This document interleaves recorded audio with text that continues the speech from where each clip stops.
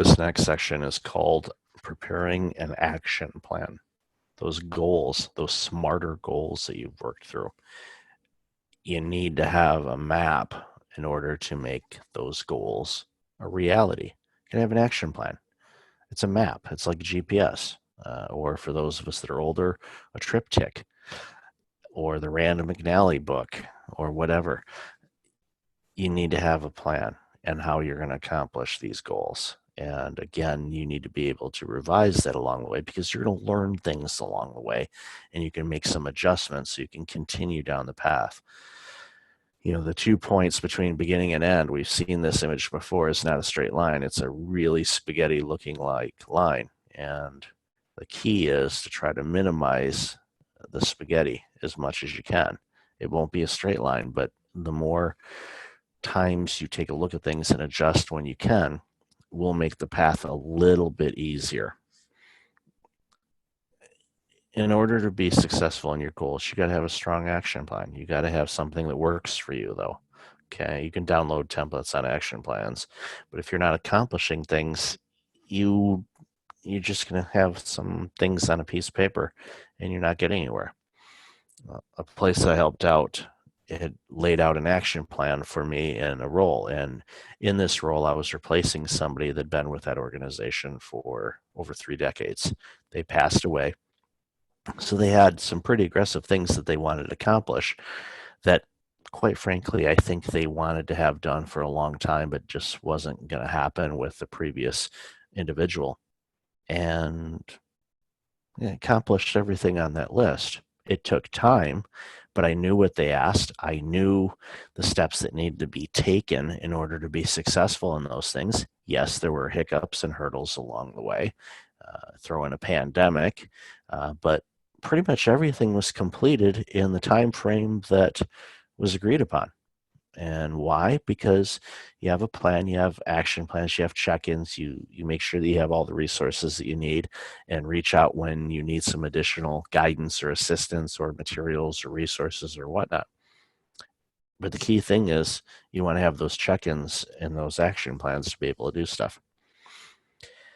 Now, if you're like many of us, we launch businesses and we want to do new things in our life and we want to be successful and we want to be successful yesterday. Get rich schemes fail time after time after time. Now, I'm not going to bash funnels. I'm not going to bash email lists. I'm not going to bash all the latest and greatest things that you hear a lot of people talk about because, well, they do work for some people, not for everybody, not for the percentages that they make it feel like it does. So tread carefully when you are promised quick riches because it doesn't typically happen. Yes, your Apples, your Facebooks, your Googles of the world, yeah, all multi-billionaires that run those organizations. Were they multi-billionaires overnight? No. When was Google launched? The 90s. Same thing with Facebook. Same thing with Amazon. Yeah, they're all billionaires now, but it took decades. It wasn't overnight. Very rarely is it overnight. And quite frankly, if it's overnight and you're an internet influencer, well, you know what? Sometimes that dries up. I saw the case when Facebook, for example, changed all of their ad algorithms. And there were several businesses that went out of business overnight because the market that they were hitting, they couldn't hit anymore with their targeted ads and their businesses dried up. So they went from prosperous to nothing overnight. So anything that you do, you want it to be sustainable. Just like losing weight. Okay, yeah. You want to lose 20 pounds. There are ways that you can lose 20 pounds fairly quickly. You can just ask prize fighters and MMA artists and all of those. There's ways to cut weight. They're not going to keep it off. They're going to gain it right back in the next day. You want it to be sustainable. You want to be deliberate in your approach. It's going to take longer than you want it to, but it will be sustainable if you put the time in there.